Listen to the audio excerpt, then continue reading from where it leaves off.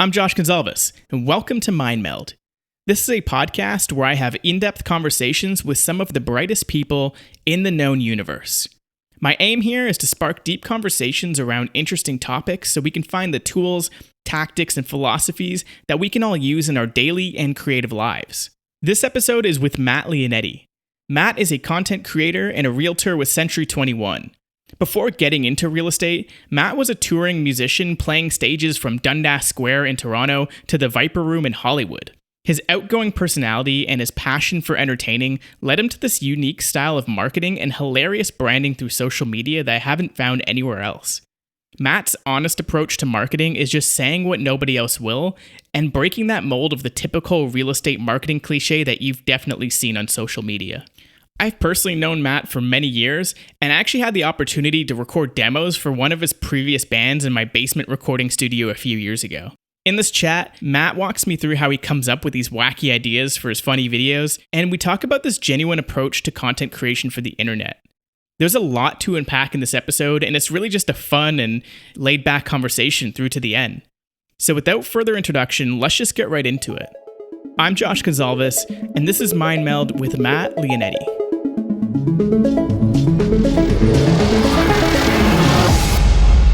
Dude, well, thanks so much for coming on the podcast. Yeah, man. This is amazing. I'm so glad that we got to do this. I'm so glad that you started getting to podcasting around the same time that I wanted to release this, and you're just game, man. You're my third guest. Sweet. Dude, this is dope. I'm so excited. But what I really want to know, dude, we're just talking about microphones and recording and stuff. That's how we know each other, from the recording world, man, from music and playing. I mean, we kind of grew up together in our hometown of Ajax, but then Totally. we totally went off separate ways. I mean, you're a little bit older than I am, so, that makes a huge difference when you're in elementary school, but not so much in the real world. Yeah, exactly. But dude, how did you get from going music and then just killing it with real estate? All this real estate content, everything. How did you get into that? Yeah, so it was just, too, the music thing, it's draining. It's draining, and you're always going. I was touring, and I was teaching music. So it was just literally my whole life was music. And it just got to a point where I was just like, I'm not enjoying this anymore. And I always said, when this stops being fun, I have to take a step back and really kind of decide what I want to do, because music's a passion and it was a hobby, and I did it because I loved it. I never did it. It led to different things where you can maybe make a career out of this, but it didn't start like that. It was just, I loved it so much. And I always told myself, pretty much from when I started, if this isn't fun anymore, I have to really reevaluate. So it got to that point. I was just playing all the time. I was away from home quite a bit, and I wasn't loving it. So then I was just like, what else? I put so much of my life into it. I didn't really have a backup plan. And I was just, what else can I do? And then I was watching $1 Million Listing. Seriously, that's how I just loved that show, $1 Million Listing, and Ryan Serhant. And I was just like, well, maybe I can do that. So I started researching it, and then one thing led to another, and now I'm here. Dude, that's so awesome. And what I find so amazing about it is career-wise, right now, I think what's happening is you're sort of branding yourself as a real estate agent almost, but at the end of the day, you're a media personality, right? So the Property Brothers, right? They're more of a media personality, but they have the expertise of that certain industry. And what I love about you and your content and sort of your whole, so I want to call it an online persona almost, because you're taking exactly what you were doing, your true self from the music times. Look, you're wearing a Misfits shirt right now, man. You're you're still a fucking rock star in my mind. And you're taking that into your media. You're recording music for that. You're doing hilarious stuff. You're just putting everything into that. And I think that's so cool, because it's clearly you're not trying to just sell individual homes or something. I definitely can see a little sparkle of that $1 Million Listing in you. Yeah, thanks, man. Yeah, it was, again, once I was in real estate, I didn't really know what to do once I got in. I didn't know if I had to act a certain way or if I had to dress a certain way. So the first year or whatever, I was just kind of doing what everyone told me. And then as I got more comfortable, I was like, I was just kind of like testing the waters along the way, trial and error, and seeing like, okay, what can I get away with? Because at first I wasn't being my true self, like you're saying. And everyone who grew up with me and knows me, like they know I'm just like, I like to have fun. Like I like stupid humor, and like I really wanted to just like have that in my business. I was like, I think I can make this happen where I can just seriously say my jokes and play my music and still create a business around it. And then, yeah, when I really started going like all in with the videos, it was either like, this is going to work and this is going to be awesome. People are going to love it, or it's going to just like completely like nosedive and like no one's going to get it. And I just kind of took that risk, and luckily people like it. Well, that's awesome, because you just have to surround yourself with the people who do like it. Because I feel like there'll always be people who are like, what the fuck's this? You know? Yeah. Oh, like yeah. You post it on YouTube, right? Yeah, most of it. I need to get more active on YouTube. I'm just kind of like, I was starting on, all the content is created for Instagram. It's like a minute, a little bit over. I'm starting to like kind of get in my feet wet with the IGTV just to kind of see what it's up. Have you tried TikTok? I've started a bit of TikTok. It's the algorithm. I can't figure it out. Man, the thing about the algorithm, I'll send you a few articles. I'll post them in the description below as well. Mhm. There's a few things about the algorithm that I was kind of looking into. And what's really crazy is how it works locally first. So allegedly, I don't know if they've changed it since like I've read about this, but it's all about the people in your area. So if you post something, let's say in downtown Toronto, that just people in that area really, really watch it. And then if they're liking and they're commenting, then it goes like the next round, it goes wider and wider. Like literally cool. spreads like a virus, like viral. Yeah. That's what I've heard. But then also it could be on hashtags or certain sounds. So I think what's really perfect about what you're doing, how it works for TikTok, I would say just keep going for it, man, because it is music central. It's audio central. Like, I don't know if do you watch TikTok? Yeah, I watch it. It's like, I mean, I can't do it too much because I won't ever get anything done, because you can just go down a rabbit hole, hours and hours. And it's so dumb, but it's so fucking funny. Right. That's why I think it's hilarious. Like, your humor is perfect for the music and the audio, because like what you can do is you can take other people's sounds and use that in your video. And then that becomes part of the search algorithm, right? Right. I think it's going to be the next YouTube, but bigger. I was telling my friend about it. I don't see it as a social platform. It's 100% a media platform. Yeah, I agree. No, it's definitely like taken off. And I know the hashtags are way, like they work way better than Instagram now. Like Instagram is, to get hashtags working, it's getting harder and harder, because they shadow ban now, and a lot of the really, really high hashtags are just like, they'll take them out or you just won't show up. So you have to really choose your hashtags wisely in Instagram now. But TikTok seems to be, I just need to figure it out more. Like, I've spent a lot of time with Instagram. Yeah. So I just need to figure it out, because a lot of people tell me that, like, dude, you got to like kind of take TikTok to the next level. Dude, you have to just take TikTok by storm. It's cool, because I think the real estate business has been a lot of the same for a lot of years. And I'm just trying to kind of shake it up a little bit. And I see some other people doing it too. So like, it's cool that people are, showing a bit more personality in the industry now, because a lot of it's boring as shit. So totally. And I think it was $1 million listing, right, that caught your eye. What was it about that caught your eye? I just thought it was so cool. Like, I really knew nothing about real estate, but I just love, like, I like fashion as well. So I was like, these guys look so cool, and they're like, going around. I mean, it's not exactly what happens day to day in real life. Well, I mean, for like Ryan and those guys it is, but it was cool because they were totally like themselves. So when you watch that show, they're not like anything else around us. Like, the realtors around us, they're all, professional, and they're very like clean cut, and they have to do things a certain way. But like, you watch $1 Million Listing, and they're like swearing, and obviously they're bleeping it out and shit, but like, they're swearing, and they just seem like they're doing like these crazy listing parties and stuff. And it's just like, That's sick. And I didn't understand why no one was like taking that mentality and going for it with, you know, stuff here. Everything I always say to people, like everyone's Instagram page, Facebook page, I can't tell any realtors apart.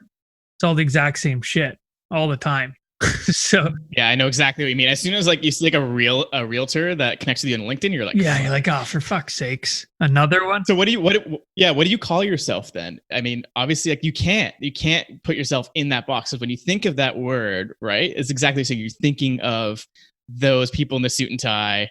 But it's so true, man. There's like it's like sort of like these maverick, like almost like I don't want to call it like a mercenary mercenary real estate. That's what it's because usually you're either like what's the protocol now? You're either working for a large company, right? Or you're doing it on your own. Yeah. So yeah, it's either like you can be under like a big brokerage, which I am. I'm with Century 21, or you can be you can like start your own brokerage, or you can start your own team under a big brokerage. So there's some other things to do. But yeah, it's just yeah, I just think more people need to, you know, social media is it, you gotta get on it, like you gotta figure it out, and that's the new way of business in my opinion, unless you're like an old dude who's doing like just all referrals from, you know, getting referral business.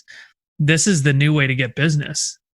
Cold calling, you know, it doesn't work like it used to work. Door knocking, no one wants to answer their fucking door anymore because they're scared of something. So yeah, well, right now, especially. Oh, dude, yeah, 100%. No one. I mean, even if you know pizza guys delivering your pizza, you're like, I'm not going. It's weird times, man. It's super strange, super weird. I know. So how has it changed? How have you seen like the whole industry change? Because obviously everything's going through a paradigm shift, and this is definitely just knocking the whole business on its ass. So how is everything changing? Well, it's been so weird because like this was going to be like a pretty big spring for me, sale wise. And I had some listings and some buyers, and everyone kind of was scared and they wanted to put things on hold, which I don't blame them. I've seen some realtors kind of push their clients anyways. And I just didn't want to be that guy. Like I didn't want to be, I don't know, like there was just so much stuff going on and people were telling you to stay home. And you know, I just wanted to follow the rules. Like I didn't want to be a dick. You know, I was thinking like, well, all these people can't work. So I know they deemed real estate essential, but they deemed it essential if, you know, you absolutely, like you already sold your place and you needed to find somewhere to live, you know, something like that. So like, I'm not just going to bring people out just because they want to buy a house. I'm just going to, you know, all these people aren't working. So, you know, I cannot work for a bit too. So I was still working, but I just wasn't, I put everything on hold, and now I'm just starting to get back out and bringing some buyers back out. Probably next week is going to be my I'm coming back out. Yeah. So yeah, it seems like everyone's coming out of their hibernation. So it definitely seems like we had like this 2.5 month period almost. I would call it 2 months. Like what did you mainly do during that last time? I mean, for me, the second half of March went very fucking slow. Then April went in like 2 days. I'm like, where did April go? And May, we're almost through May. I'm like, I had my birthday last week on the 13th. I'm like, wait, I've been 26 for already a week now. Like, where did that week go? You know? Yeah, yeah. Have you felt the same over the last while? Totally. Like it's been weird at first. Like, well, at first I think we all thought like when schools got canceled, because my fiance is a teacher, so she's been home the whole time too. When schools got canceled, I was like, okay, they're going to be canceled for 2 weeks after March break, and then you know we're all going to be good. It's going to go back. So I wasn't thinking it was going to be 2.5 months, 3 months. So I was like, all right, 2 weeks, maybe 3 weeks, and we're back. So you really had to stay busy. Like I hate not being busy. So like I was doing a lot of content stuff and because that's all I could really do. So I was really like just writing scripts, because that's like for my Instagram and stuff. Like I write scripts and I do like things like that. Dude, they're full on like little short films, like little sketch comedy things. It's amazing. Yeah. So cool. I was doing a lot of that. That's pretty much what I was focusing on.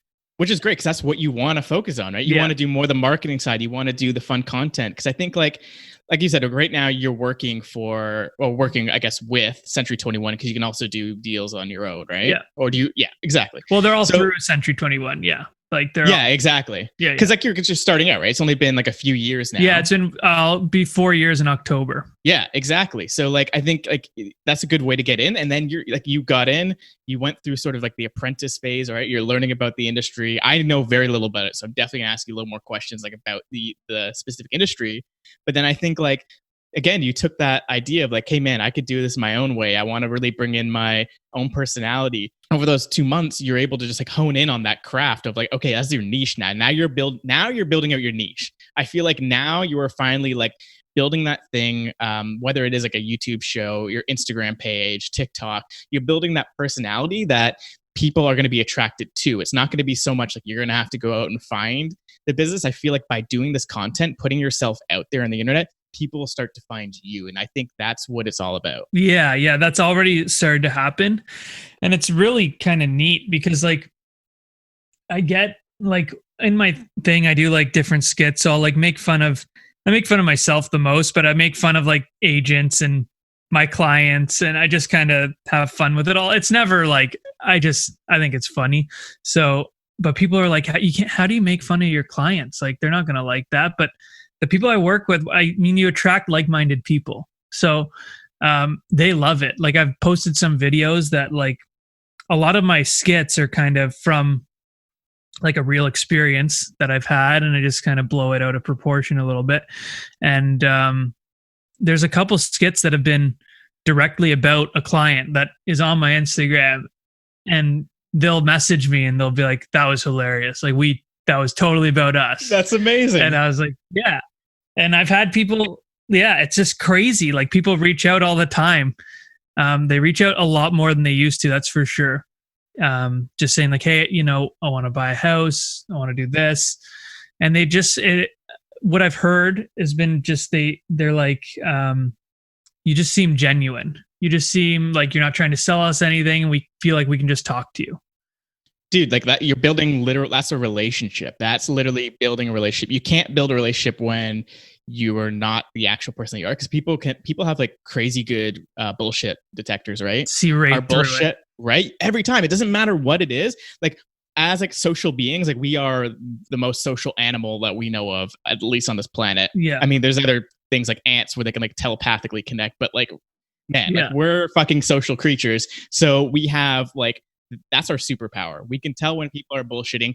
Have you ever like been in a room or had like a meeting with someone and you're just like, there's something off with this person? It's like their eyes or something, and you're just like, no, like, I don't know, I can feel it. Yeah. No. Yeah. I like to think I have a really good like judge of character. And I can pick things up immediately, especially on Instagram now, all the videos and stuff that I see of different people selling their thing. I can just pick it right up. Like, no, you're not being genuine there. You can tell they're putting a mask on. Yeah. That's all it takes. Like, I say this all the time. Like, you don't have to be like funny or whatever on social media, but you just have to be genuine. There's something about your personality that's going to connect to someone else. So figure that out, right? Because it's just so much of the same. And like, especially with like listing videos and stuff. And I say this all the time. People will be like, welcome to my new listing, this beautiful home and this beautiful, and like, we can see the home and it's a piece of shit, right? Like it's a shit house. So don't lie right to the screen what we're watching, because we can see what it is. So tell it like it is. You don't have to say, welcome to the shitty home, but don't make it like it's the most beautiful home in the world. Exactly. That to me is choose the words. Right. Yeah. That to me is like, welcome to this home. There's a ton of room for potential. That's better because because that's almost beautiful. Better, right? Because people, you'll attract the creative people who are like, oh yeah, like we can just tear this whole room apart. I don't care about it. We can make it our own. Yeah, like because they don't care if it's like a beautiful home. Like, oh shit, I don't want to like mess with it. It's like perfect. Yeah, and you're so right, man. Like people can they'll read right through you now. Like you need to be yourself, or you're gonna get eaten alive, especially on social. Dude, especially on social, but that's in any industry, in anything ever. You have to just be yourself. Like people can just tell when you're bullshitting. Like then you don't build that connection because like exactly what you said, your clients will reach out to you. They want to talk to you. You're the first to mind because they're like you see them. They see you as like their friend. Like yo, this guy's my friend. I trust him. He's hilarious. He's a great guy. I want to work with him. So like if I am selling a house, like he's who I think of. That's Yeah. all you need, like and it could be whatever niche you're in, whatever business you're in. You just want to be first to mind. It doesn't matter if there's a million other people doing it. It's about that one specific personality, that type that they want to do relationships. It's always person to person relationships. That's all business is. Yeah, exactly. So it's funny you say that because last 2 weeks ago or whatever, Ryan Serhan, he gave me like a shout out like 2 weeks ago. Dude, that's awesome. It was just like the craziest thing because like that was the reason I started real estate. And he has these like Zoom calls. I took his course and stuff. And he has these Zoom calls, and then you can like ask him questions, and then I don't know, they'll like get you on. So, anyways, I got on a Zoom call with him, and he was saying exactly what you just said. He was saying like these videos are just they keep you top of mind. They're not getting you business the next day. And what he was saying wasn't an exact quote, but he's saying like, Apple doesn't do all this advertising, so you go buy a computer tomorrow. They do all this advertising, so when they're ready to buy a computer, they're the only one you think of. And that's exactly it. But maybe that's the difference. I was thinking about this. Like, I think that's the difference between marketing and advertising. Because like when I'm thinking of advertising, I'm thinking of like the Facebook and Instagram ads, like that are paid ads, and they're always driving you to do something immediately. It's like shop now, buy this. Like I've never bought anything off Instagram, but my girlfriend Marissa buys way too much shit directly off Instagram. Really? Ads. It's crazy. I didn't think that shit worked, but it yeah, does. Neither did I. People make millions and millions of dollars off Facebook and Instagram ads. Yeah, I don't buy anything off that.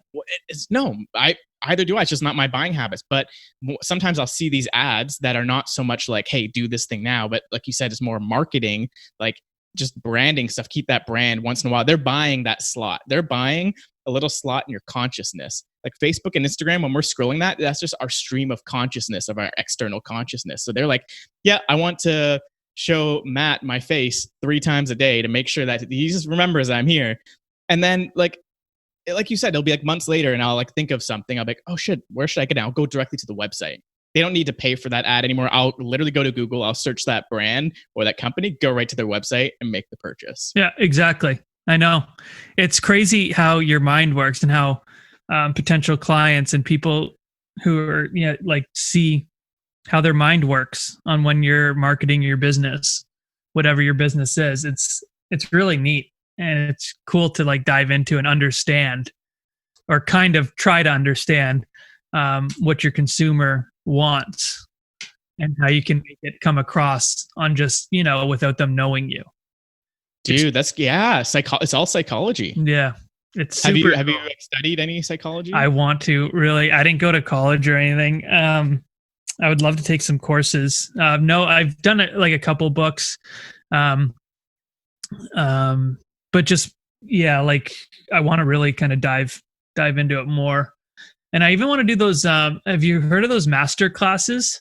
Hell yeah, man. Yeah, I subscribed for like 2 years. Yeah, It's amazing. Is it awesome? It's incredible. Like there's something for everyone there that just like, I think the first one I did was, I'm trying to remember because I've done like 6 now. I think the first one was, it was like game design. It was from the creator of The Sims. Yeah. And it was incredible. It was amazing. They get crazy heavyweight people, like insane. It's like the top of the game. Yeah. The best of the best. Like, man, I did a fucking film course with Martin Scorsese. Like, what else could you get that? I know. Like, man, 10 years ago, if you could say you could do a class with Martin Scorsese, people are like, no, you're fucked. Like, you don't have like $1 million. But now the internet's just democratized that. And I think online courses are like, that's such an untapped market and medium right now. I mean, it's starting to get a little more saturated. Yeah. Like during this quarantine, I think it was Teachable, one of the platforms that lets you host your online courses. Their growth was insane. It was the largest they've ever had. Yeah. Ever. So I would imagine that, people had all this time and they wanted to like learn, like, hey, well, you know what? Like maybe I lost my job. Maybe like I'm not loving what I'm really doing. And now we have time to contemplate. And then once you can contemplate, you're like, okay, what's the next step, right? Yeah, And then you want to start exactly. learning, you want to learn. And masterclass is such a great way to go about it because it's equally entertaining. The quality is incredible. Like it's so Yeah. cinematic. So if you haven't done it, man, get it. Okay, I'm gonna Just do get like a it free then. trial or whatever, dude. It's amazing. I've been looking. I've been in and out, and like I don't know if I'm gonna do it, but yeah, What courses? What I'll get courses it. are you The interested? Scorsese for sure. Yeah. The comedy writing with Judd Apatow. There's one of Yes. those, which is sick. There's a ton because like I love like like music production and stuff. There's a bunch of music production stuff. Hans Zimmer. Like, Yeah. it's insane. What? It's amazing, man. It's crazy to learn, even to like there's a Natalie Portman one for acting and stuff.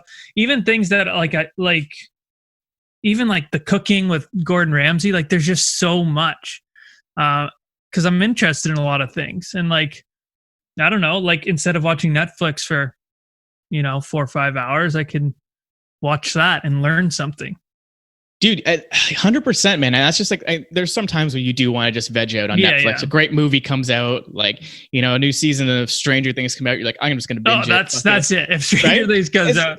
It's entertaining, but then there's a time and place where like, hey, maybe like not every night, maybe like Wednesdays, Thursdays, Fridays, whatever. Yeah. And maybe like 3 days a week, I'm just doing masterclass. Like that's what I actually replaced Netflix with masterclass for about a month, and it was awesome because but like I get too intense with it. It takes me way too long to get through them because I'll have one screen with the video and I'll have another screen with notes, and I'll like pause, I'll stop, I'll like write notes, I'll take screenshots. Yeah. Like, man, my notes are like so extensive on these things. I'll send you some of my my Evernote notes on them because it's just way. It's absolutely insane. Once I commit, I commit, and I want to, because I want to get the most out of it. And it's not like a money thing or like, I spent this. And it's just like I just see it as an opportunity. It's like, I can, this is a course and I can learn something that I can take into whatever I'm doing in my everyday life, whatever that is. I just find it so cool. Yeah, like your comedy writing, cooking, and then acting, and then filmmaking. Like these are all seemingly unrelated stuff. We can bring it into your vocation, into your whatever it is, your career, whatever it is, and you can literally just take all those bits and pieces of like let's call them unconnected territories and connect them all. You're the hub of all these things, like the way that they all connect. So I think exactly, it's such an amazing thing. And the thing is about learning things that that you've never learned before, or you just were never really into, like cooking. Like when we bought our place, I mean, we started cooking, because we didn't have anyone to cook for us anymore. But just learning those different things at very least, especially for people like us who, meet a lot of people and have businesses and stuff like that. At very least, you just have something now that you know about that you can connect with someone else. You could have a client that loves cooking, and you could have taken that Gordon Ramsay masterclass and been like, oh, yeah, I've taken that Gordon Ramsay masterclass. I know this, and then you've created a connection of, what they love. So they love cooking.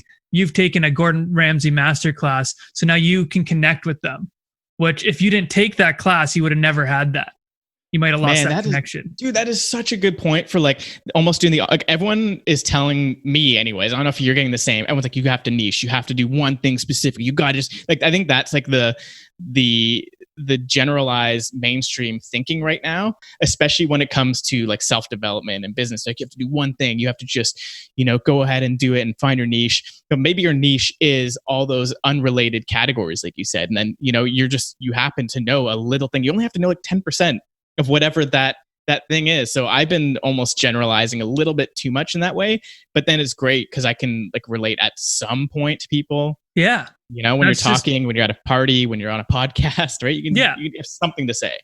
Exactly. Like if we're at a party together, we don't know each other. We have the love of music. So we would connect on that immediately. We would find each other in a room and connect on music. And the more things you can, and again, it comes back to being genuine about it. I mean, if you really don't like something, don't pretend you like something and, talk it up. But just the fact that more and more and more and more, you can just connect with way more people and you can start super interesting conversations. So I don't know. That's just how my mind works. And with like the videos I do on Instagram, what I say to everyone is just they're, I'm not trying. I'm just starting. I'm just trying to start a conversation. It doesn't have to be a conversation about real estate. It's just a conversation. And then once you start that conversation, it can lead anywhere. Who knows where it's going to lead? Who knows the next person you're going to meet? The next person I could meet could be, Gary Vee's assistant. I don't know. They could not tell me. We could relate. And they could say, hey, this is awesome. I want to bring you on Gary Vee's show.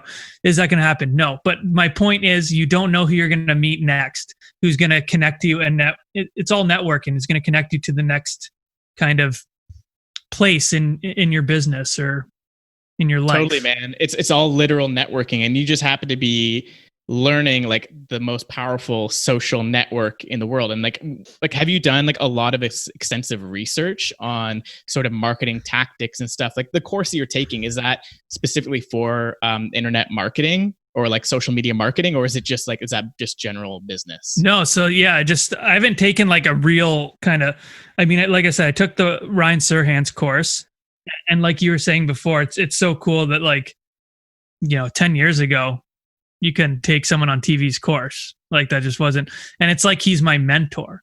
That's how his course is. It's like his course is amazing too. I highly recommend it. But yeah, he his course showed so much stuff, and what it really does is it just, when you're taking these courses, it just opens your mind up to kind of new things you weren't thinking about. And then he'll do something, he'll say something, what he does, and then you just think, oh, well, I can, he does that. Maybe I can do this and this. And then it just kind of leads to different things. I think it makes you more creative. Because you're taking in more information, right? Yeah. The more information you take in, then you can put it through your specific computer, which is your brain that has all these other connections. And the more connections you have, the more interesting it'll be. Like if you're taking his ideas and relating it now to comedy, to music, and then all of your experiences from like touring and stuff like that, then you're taking that in and then you're creating something new. That's the only way you can create something new. I like to say like nothing is original. Like literally nothing is original. It's just copies and combinations of other things. And that's like what the universe literally is. Yeah. Look at all the movies right now. Every romantic comedy, it's the same movie. It's a formula, right? Yeah. So do you have a formula for your videos, or are you still in the phase where you're trying different things? I like, it's trial and error for sure. But I try and keep them under I was trying to keep them under a minute. I'm going to release one today that's a little over a minute. And I just kind of take real life experiences for the most part, and just kind of go for it. I write a script. How I do it is like I have like a whole notes thing on my phone of ideas that I want to do. And then I have another notes thing of like just lines. So I'll be walking around, I'll think of like a funny line. I'll be like, oh, that would be funny to put into like a video. And then I just kind of, when I'm ready to do my next one, I just kind of look at like what lines I have. And it always kind of starts, I guess, like a song too. You just get like an idea or a line or like a scene, and then you're like, oh, that's funny. And then you build off that. So I wouldn't say it's really a formula, but well, I would say is I think you're building out your formula right now. Yeah. Like what you have right now is like your resources. Like you're just like, you have like almost like you said, you have almost like two bags of things. You have like ideas and lines.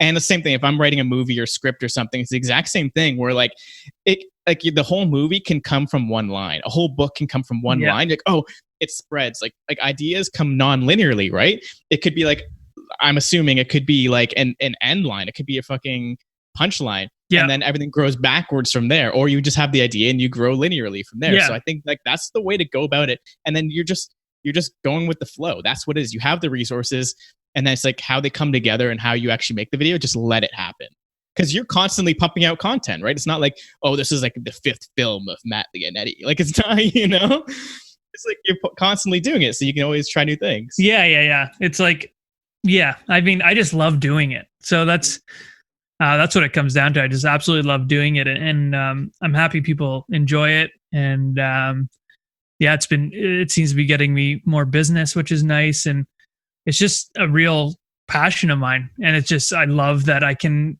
somewhat make this part of my business. because I just love doing it so much. So it's pretty sweet. That's awesome. And it makes all the other parts of the business bearable, you know? Yeah, seriously. You can focus on one part of it. And then eventually that's how you build out your team. Like, hey, these 10 things I hate doing, I learn them. I know how to do it so I can manage people who do them. Yeah. But I don't want to do these things. Like, I don't want to do bookkeeping. I don't want to do all this crap. No. Like, no, you get someone else who does that, who loves doing it to do it. Exactly. So you can do the stuff that you love and just focus on creating the content. It's pretty cool. And I know you're the same way. You're doing something you're super passionate about as well. Yeah, exactly, man. And it's like, again, like you said, trial and error. It's constant reevaluation and evolution. So it's like the stuff that I did is not going to be the same thing that I'm going to be doing, which is crazy. It's just ever evolving. It's like you said, it's just you have to do what you love to do and figure out a way to make some kind of living out of it. And usually what will happen is at some point you'll make better than a living. You'll make a whole life, right? Yeah, exactly. It's pretty sweet. I know. It's awesome. Just doing what you love to do. And that's what it's just going with the flow. Because if you're just bullshitting it, because you could have just gone the same route of just like, I'm going to put on a suit and tie. I'm going to do this the boring way. But you're like, no, I'm going to do this my own way because I want to make it enjoyable. Yeah. And the thing is, and it's enjoyable for me. And like I said, I'm so happy people like it. And a lot of people, you know, what I do, people are not going to like it too. I put myself in that vulnerable situation a lot because, like, you know, I'm dancing around like a fucking idiot, like singing a song, right? So like some realtors who are, you know, 20 years in the business are going to be like, what the hell is this kid doing? You know, like that's when you know you're doing something right. Yeah. But more so, like the realtors have been awesome. I thought I was going to get so much more hate, and they have been so supportive, which is so cool. Like, have you seen a change in them after like seeing your content? Yeah, like some people like reach out and they're just like, you know, some people have taken my whole video idea and done it themselves. Well, if you post on TikTok, you'll see that a lot. Yeah. It's just people copying each other. Yeah, right? Exactly. And some go more viral than the original, which is crazy. I know, it's so weird. It's they just kind of like I've seen some people who follow me, they're trying different things and it's cool. Like, that's what I say, trial and error. You know, try this video. If it doesn't work, okay, look at that. Be like, why didn't that connect? Where did I miss? Go back to the drawing board. Okay, try this video. Oh, that one worked. Okay, let's do more of this and less of that. And that's, you have to be confident, and you can't fear people not liking it or saying something shitty about it, because there's always going to be some asshole who's just like, this is fucking stupid. Well, you're also, you know, private on Instagram and you just go troll people all the time, so no one can troll you back. So 100%, man. And you know, the more fame, the more fame you get, like more eyes on you, the more negativity you'll also get, right? So you just have to just be like, you know what, just ignore it. Like Joe Rogan, like he doesn't look at his comments. He can't. He literally says he just cannot do it. No, it'd be too many too. Like you just couldn't. It'd be bombarded. Like your brain cannot process that much information. I know, but if anyone's like, okay, Joe Rogan's my guy, like you can't fuck with Joe Rogan. What? Like, no, he's the best. Like, dude, he's the male Oprah. He's the alpha male Oprah. He fucking is. I just like it. Like, people get so mad at him, but he always states, like, this is my opinion. I'm in no way like endorsing these things. He's always says it's his opinion. And like, I appreciate that, because like, so he understands that he's in, you know, he's a huge public figure and people are going to copy what he does. And he's never saying, do this, do this, do this. He's saying, I do this because it works for me, in my opinion. You know, I don't know. So I don't understand why people can even kind of hate on him. No, you can't, man. It's like being woke, right? It's just like you have to just understand reality at a certain situation, because there's some people who are just like blindly going through life, like you said. Like, I'd say that, you know, fucking Donald Trump, like just so blindfolded that yeah. guy, right? Yeah. I don't want to get too deep in those weeds, but then you see Joe Rogan, who's like the opposite. He's just such a genuine person. Like, I'm just letting you know the truth. That's all it is. That's what it comes down to. And you trust him. Exactly. So that's how he just grows his trust, man. It's wild. Exactly. You can just tell he's so genuine, because anywhere you see him, he's the exact same. He asks questions that everyone wants to know the answer to. I hate when people just like they kind of tiptoe around a question because they don't want, they don't want to make someone uncomfortable. He goes right in for it. Same as Gary V too. Like I'm a huge Gary V fan. He's like, a lot of people think he's just a little too much, but I just love him. He just got so much energy. Like I love it. Like say what you want about the guy, like whatever. Like anytime, like I follow him on TikTok. I don't follow many people, and I don't particularly love him, but I don't hate him at all. And I can tell that ingenuity in him. He's just so genuine. Yeah, so passionate. Like when he comes up on my TikTok feed, my girlfriend Marissa will just literally be like, "Okay, no, next." I hate it. I can't hear his voice. And like, there's some funny TikToks of some guys making fun of him. Have you heard like the one guy does a great Gary Vee impression? No, I haven't heard any of that. I'll send it to you. It's hilarious. I'll post it in the comments too. It's so funny. That's the thing. Like you can make fun of him, but then like you're looking at him, you can just feel his energy like through a screen. Like he's amazing. He does not give a shit. He gets so much hate. Like I see it when he's on his lives and stuff. I see people and he'll call people out, which I love. Yeah, he does read his comments, and he's like, so savvy, man. Yeah, he's sharp. I love those type of people, like the type of people like Gary V, Steve Jobs, like Elon Musk. I mean, what is it? Okay, I know those are names, but like those are people who, like, as soon as you say them, everyone can like resonate with them, and most people would agree. But like, what is it in your mind what is it about them that gives them that level, or like they have like a special place in people's minds? Like, what is that? What is that? Do you think? I just think it's just that I think they just think differently. They think differently than they're programmed differently. There's just something about them that's so special. And I think it's the same for Conor McGregor. I think it's the same for Freddie Mercury. There's something about them, and they're just 100% themselves. They're passionate, and the amount of self-belief they have is just like through the roof. And I think I don't know. It's just like, to me, it's the best. Like I love people who have that self-belief and succeed to that kind of extent. Like, man, it's so cool. It's so cool. I don't know. You can't really, you're so right though. Like people just know them. Doesn't matter if you hate them or love them, they know them. And it's just like, why is Steve Jobs, like when you say Steve Jobs and you say Bill Gates, to me, Steve Jobs just holds like a special place. Yeah, I totally agree. Whereas like maybe it's partially because he's not alive and now he's like he has a legacy. He's a legend now. Yeah. Whereas Bill Gates, like I think our generation won't appreciate Bill Gates as much as the next. I saw this Instagram post, and I'm going to fucking butcher it, but there was something like, this guy saved millions and millions of lives. This is after creating fucking Microsoft and all the companies that he's invested in.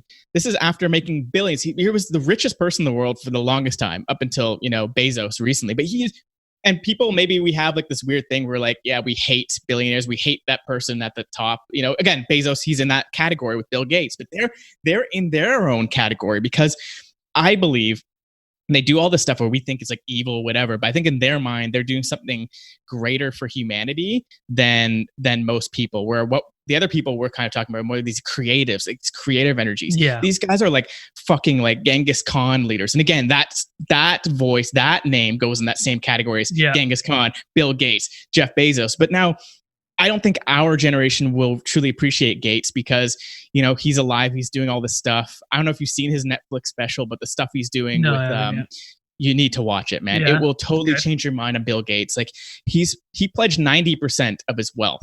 Yeah, I know he's like an extraordinary person for sure. He is, and he's saved so many lives with distributing vaccines and getting healthy water, like really good quality water out to the world for people who don't have it. Like he's tackling massive problems. Like watch the special. He's literally working with a company that turns toilets, like your shit from toilets, and turns it into clean drinking water. How do you turn shit into clean water? Watch it, man. It's gonna blow your mind.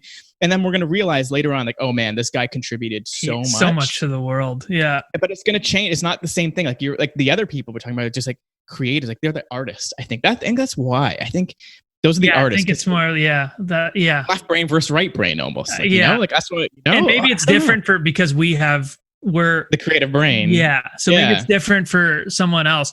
But yeah, like I said, even like Conor McGregor, to me, he's just he's extraordinary. What he did, I don't know if you know his story so much, but he came from nothing.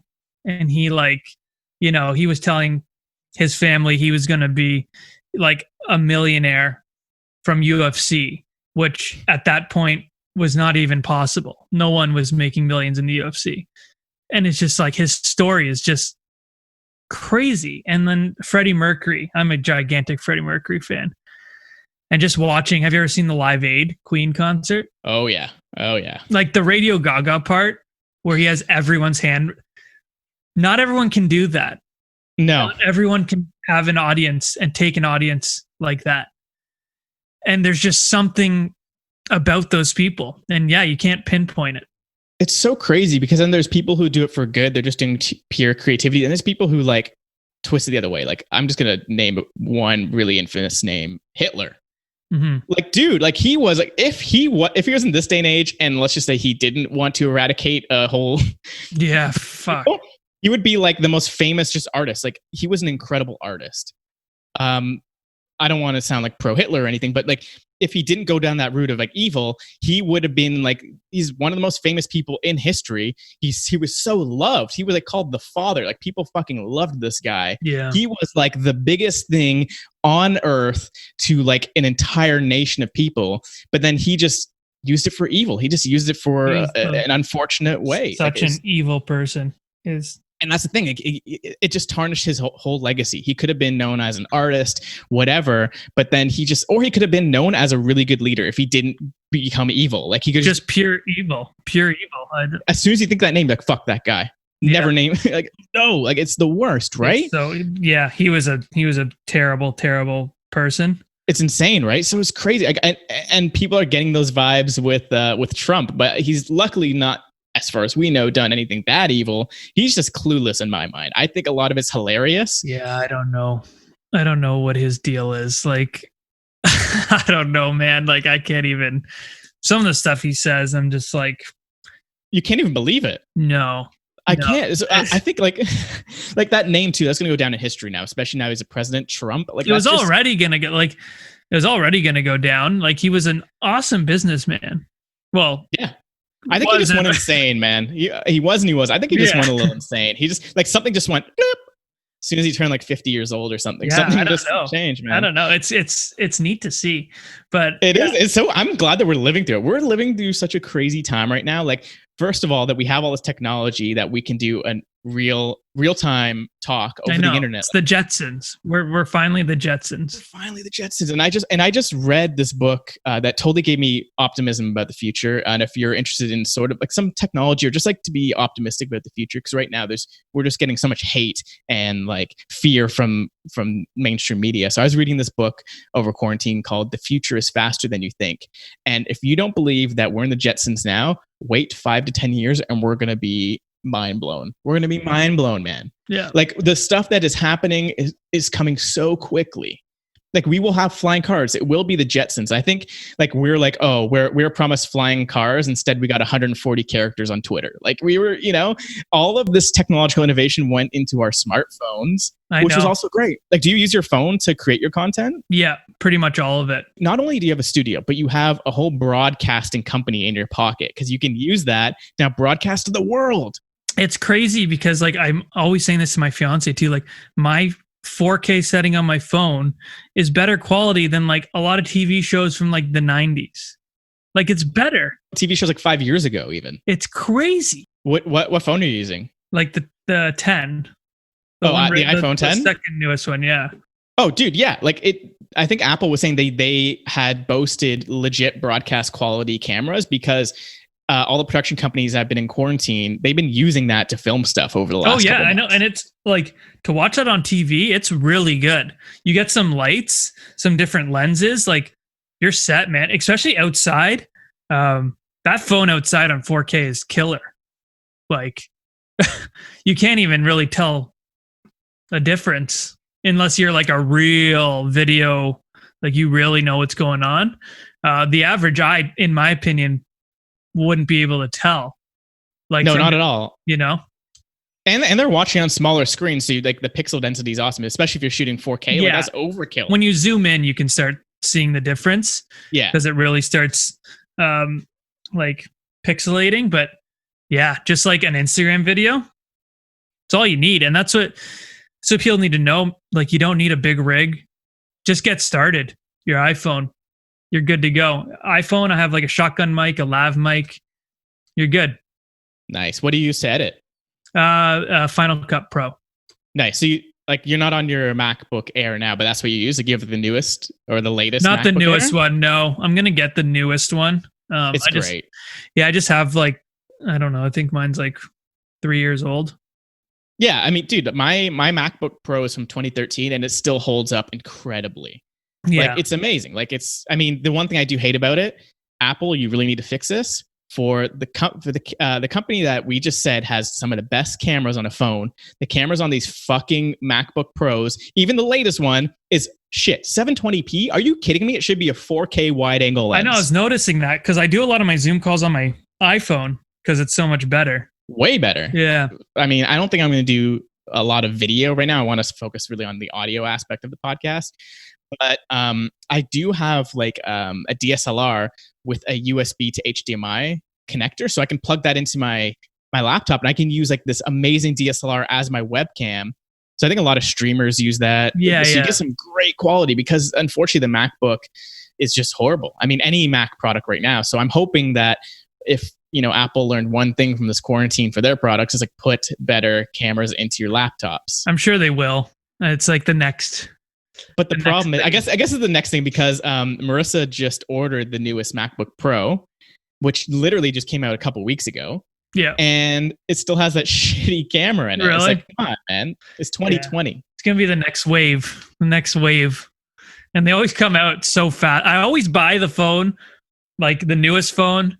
And then like out of nowhere, the newest phone will come out. I'm like, shit, I can never have the newest one.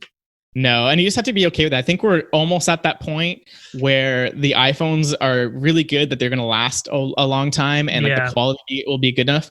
Like, there was a huge jump between like the iPhone 4 to 5 and then 5 to 6. Remember, like, especially design changes. Yeah, I think there will be a nice design change for the 12 coming out. It'll look, I hope, a lot more like the new iPad Pro. It's like chiseled. It looks super professional. Yeah, it looks sick. But I think at that point, the quality of everything will be good enough that you can wait a couple of years. Like, you don't have to feel pressure every single year. Like, I still have a Samsung phone from a couple of years ago, but it's only now at the point where I think I should upgrade. But it's been a couple of years. Yeah, so that's all right. It's fine. I guess it's good until it starts, unless you break it or like you drop it in the ocean or something. Like, people just need to be okay with what they have. I'm always like that too, because I'm a technophile. I just fucking like, what's the newest thing? Especially me with like VR and stuff. I'm like, man, what's the next thing? What's the next thing? You have to stay on top of it, but like, you don't have to feel pressure. Like, there's a societal pressure to keep up. Yeah, no, that to me, it's never been about like having the newest one. It's like, okay, this can do this, and I want to be able to do that. I don't care if someone sees me with it. Like, that's not my, I just like, oh, that is so sick that it can do that. I mean, the wide angle lens on the 11 Pro, again, they put like one feature, then you're like, fuck, I need that. I know, you're like, for fuck's sakes. Yeah, they make it just good enough where you're like, oh, damn. But I can wait for the next version of that, and it'll have that, and it'll be better. Yeah, it is awesome. I know, it's a whole thing. Cool, man. But I don't want to keep you too long, too, because I know we're getting a little over time. But I just really want to I don't want to get to like a serious note here, but I really want to know sort of what's going on in the real estate industry right now. Like, I mean, you're killing it with your social media and the way that you're marketing it. And I think there's amazing things that are happening there. But like, what are the realities of the situation? Like we talked about just before we started recording. Yeah. Like, we're in a crazy time right now during this COVID-19. And I think it will take a few years to kind of recover. So do you think, you're going to be more in this world than I am. So how have you been seeing the market shift? I mean, in terms of pricing, in terms of people's buying habits, like what's happening? What will happen over the next little while? It's been it's been weird because like there's some people have been like on. They're like, I don't care. We want to go. We want to buy. We think it's going to be a good time to buy now. So people are still going. I mean, things aren't right before this happened. Things were really starting to kind of blow up again, almost like 2016, 2017 real estate market. Like things were going crazy over ask. And it was probably doing that for about 3 months where it was like really starting to like, it was getting up there. It seemed every week things are just going. And then this happened and just kind of, it put like an almost complete stop for like 2 weeks. Did it pop the bubble, you think? Do you think there was a bubble that popped? Yeah. Yeah, like things are still selling. Like things are still selling for like higher than what things were selling this time last year. So but are they below asking? Yeah. So okay.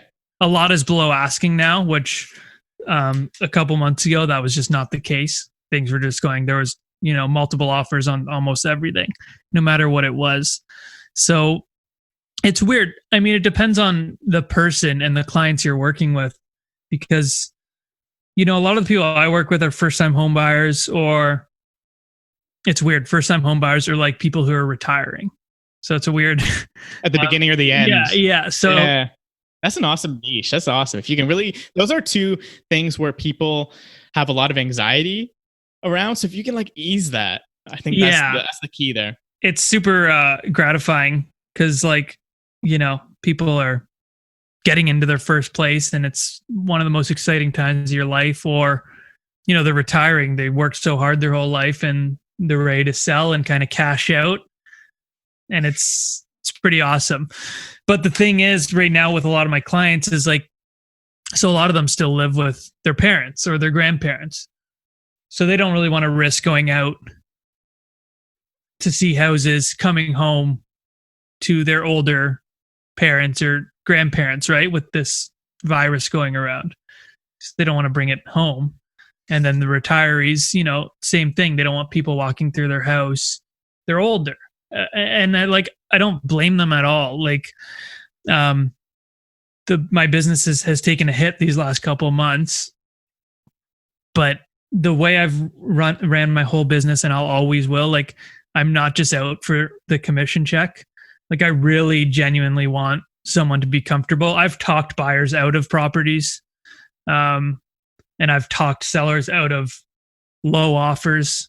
Like, it's not about just getting something and moving on. Like, I really want them to be kind of set and happy.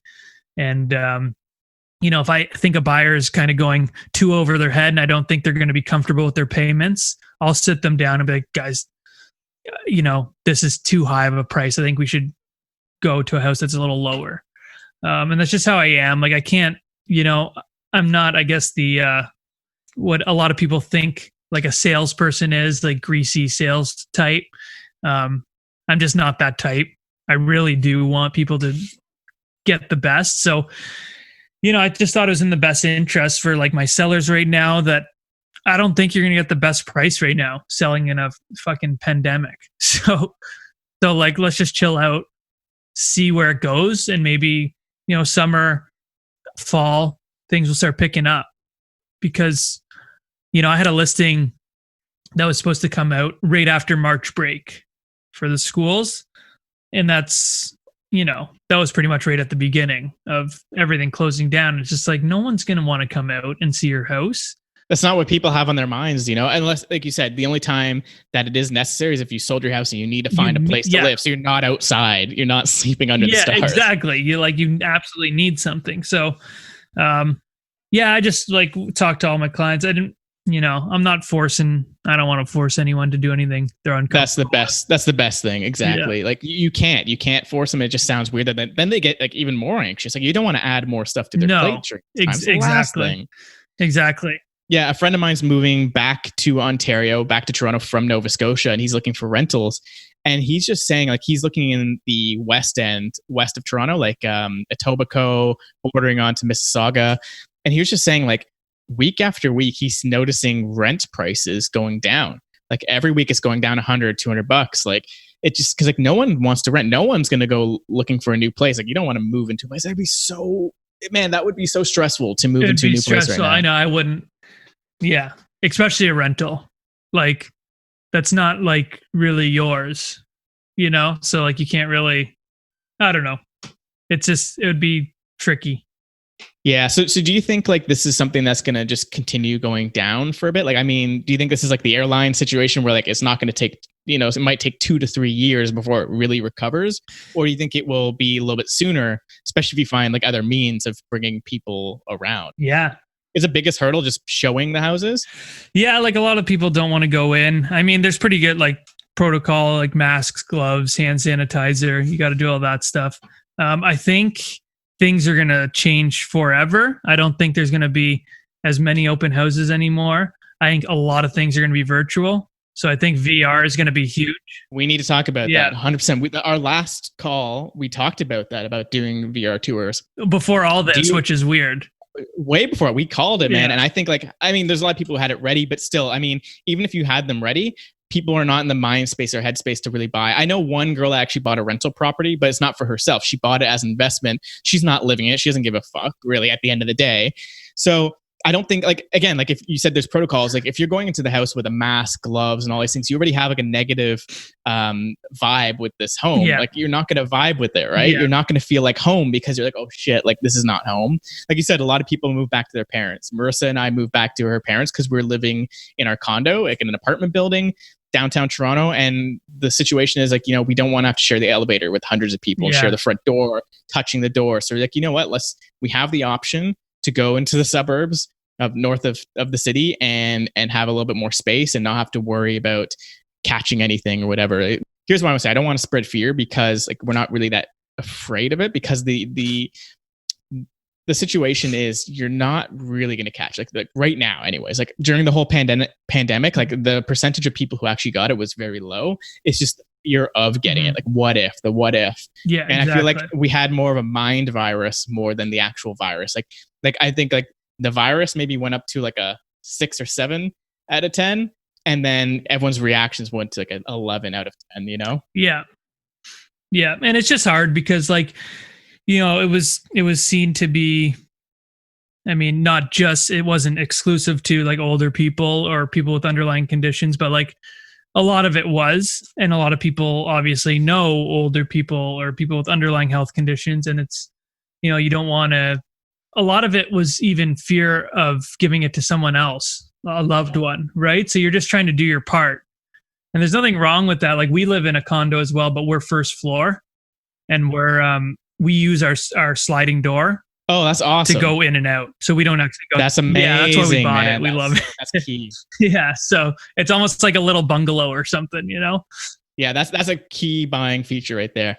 But yeah, man, I totally agree though. I think like right now, and I think even moving forward, I think that we talked about this before any kind of pandemic. The future of home buying is definitely in like VR, AR, and like sort of these multimedia scenarios. And we talked about this idea of like, you can use 360 video and immersive video, but then also have your personality in that. That's how kind of what we talked about. It's like not just filming it like, oh, and then in this bedroom. It's like, no, you're in there with them and you can build like a deeper connection with them because they feel like they're there with you in this home already before you even do it. And you could do that to like, it's unlimitedly scalable. Yeah. I don't know if that's even a fucking word, but it's so scalable. Like you can technically walk like 1 million people through a home if you wanted to. I know. It's not just like, oh, one person or one couple per hour. Yeah. It's not the norm yet. And a lot of people fear change. Yeah. Like even me, like, would I buy a house strictly from like a virtual showing right now? I don't know. Like I don't know. But as that starts to become more and more normal, it's just for the next kind of wave of buyers, that might just be how you buy a house.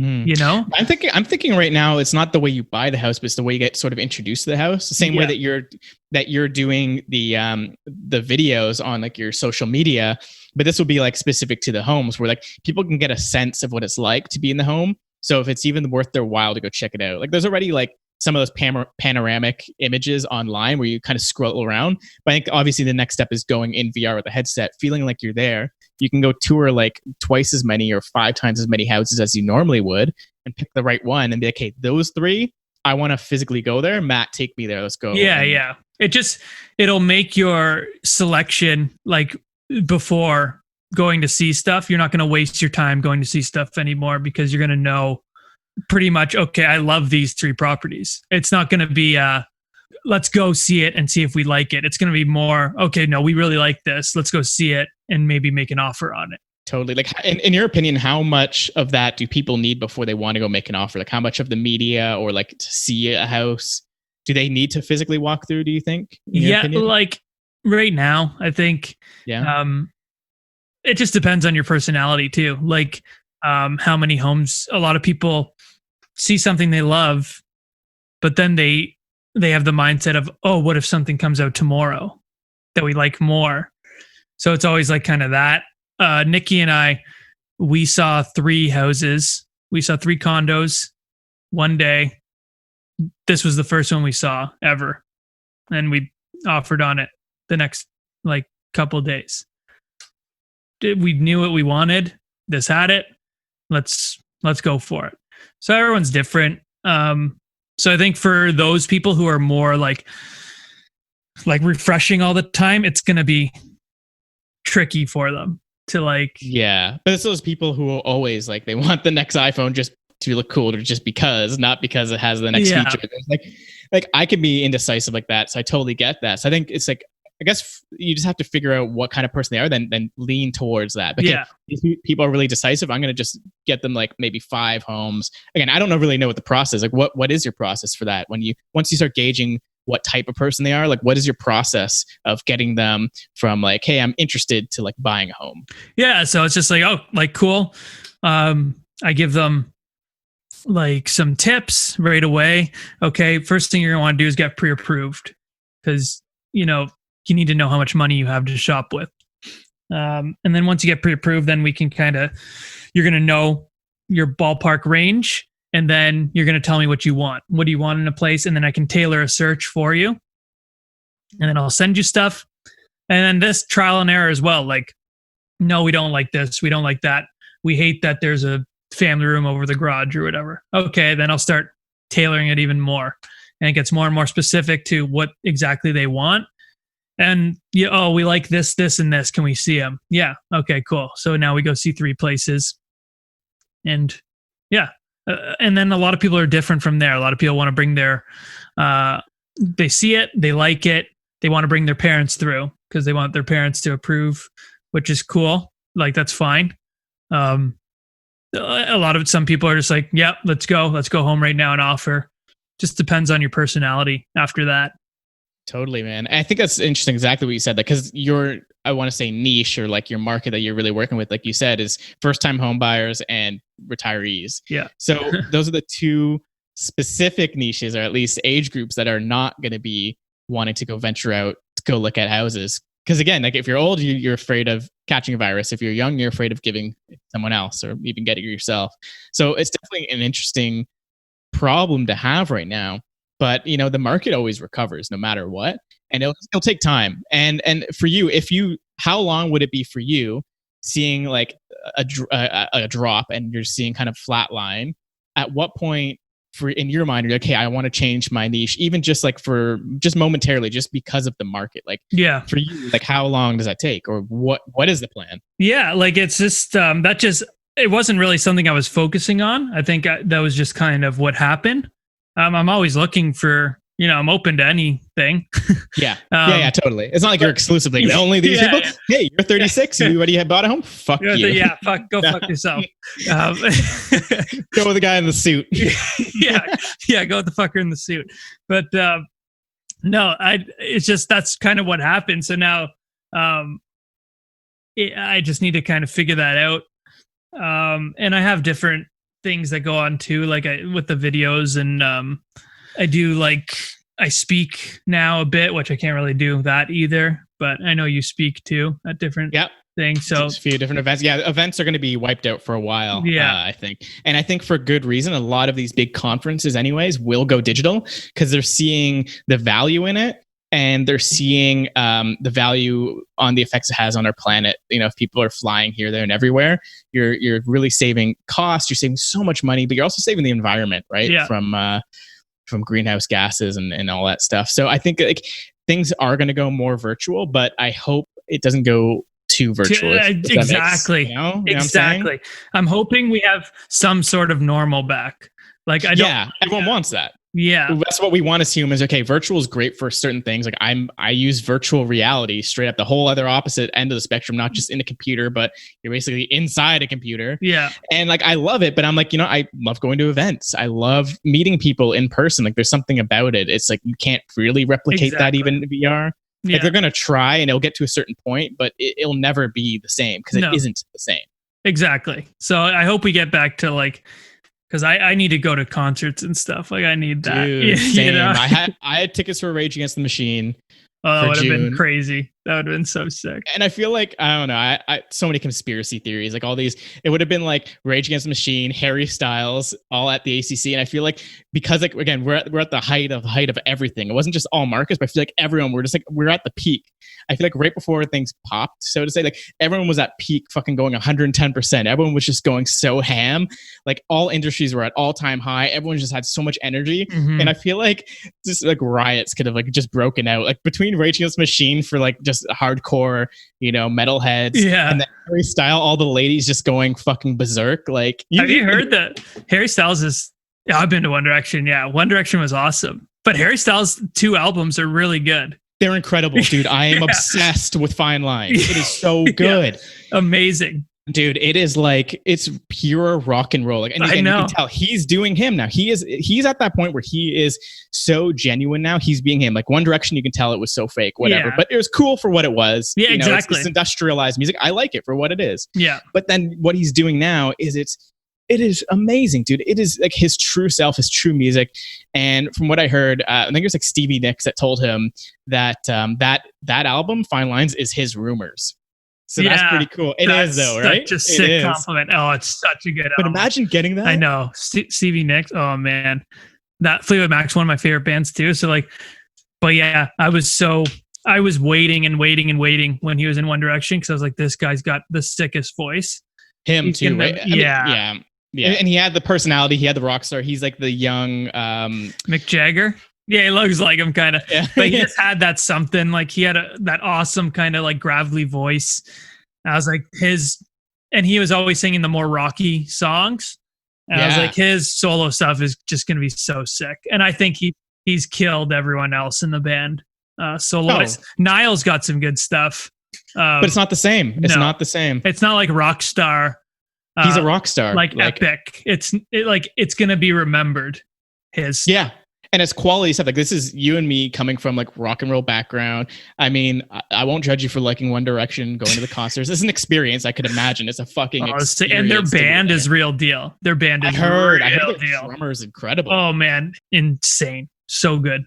So good, man. Yeah, I'm really excited. I'm hoping now. I didn't get tickets. Marissa got floor tickets, so I'm hoping. Yeah. So I'm hoping, since it's going to be rescheduled for next year, I'll have a chance to get tickets and actually go. Yeah. I think I would have regretted not going. Yeah. When he first came out with his first album, he came to like Massey Hall. Yeah, it was a small tour. Yeah, I would have loved to see that. And it was with Kate. And then the second time he came with Casey Musgraves, which she's awesome too. She's like a country singer. I didn't know that. Yeah. She opened for him? Yeah. At the ACC the next time, ACC, right? Yeah, but it was like one long tour. Yeah, I would have loved to see. I love seeing like those small shows. There's just something about them. Dude, nothing can beat it. Like, I mean, Massey Hall's still pretty big, but like when you see a big dude, like I saw Arkells at like this like small TIFF party, and there's nothing like it, where I was literally standing on the stage because it was so small. Yeah, there's like maybe 100 people there, and out of those, maybe like 10 people even liked Arkell's music. They played a bunch of covers and stuff. Yeah, so that intimacy of being like really intimate with an artist is key, and I think that's another. So cool. I think VR will be another route for that, because you can have these sort of like intimate one-on-one concerts. Even it would feel like it in VR. Yeah. But then the reality is like millions of people can experience that, but millions of people can experience that one-on-one relationship. Yeah. So I think that's the power of VR too, dude. So it's cool. We'll definitely, we'll have to carry on that conversation. Yeah, for sure. Especially now. I think there's a lot of opportunity. And again, I'm more of the VR content creation. I don't really know about the markets, especially with real estate. So we should definitely collab. Yeah. And something, even, just test it out, dude. We just got to test it. For sure. things. I would love that. it costs both of us no money. I have the cameras, we have everything we need. Yeah. We just need to go to the properties and do it. Yeah, and see if we can figure. Yeah, I'm down, man. We need to do that. Yeah, we'll figure it out. It'll be sick. Cool, man. All right. Well, I don't want to keep you too much longer. I know you got a bunch of other podcasts and Instagram lives and stuff today, so I want to give you some time to prepare for those. Man. But Matt, before you go, where can people find you online? What is your hub? What is your social hub? So my big thing is Instagram, matt.lionetti. That's my big one. And yeah, I'm on TikTok. I think it's matt.lionetti as well. I don't check it as much. YouTube. I have a website that's getting reworked right now, lionettirealty.com. But I'm going to be making it more because like kind of my title now is more like realtor / content creator. But yeah, my main one's Instagram. Follow me on Instagram. Perfect. I'll add all of your links in the description so people can find you online. They can watch your awesome videos. I highly recommend checking them out. Is your Instagram's open, right? Yeah. Perfect. Okay, cool. Yeah, so check them out. These videos are absolutely hilarious. And then, dude, yeah, we'll have to do this again because this is an awesome conversation. There's so many things that we could have gone to talk about. So many unrelated things that I feel like it could have been just hours and hours long. So we'll definitely have to do part 2 very soon. Yeah, man. I'd love to. Thanks so much for having me, dude. Matt, thanks so much for coming on. And let's call it a day. Sweet. See you, dude.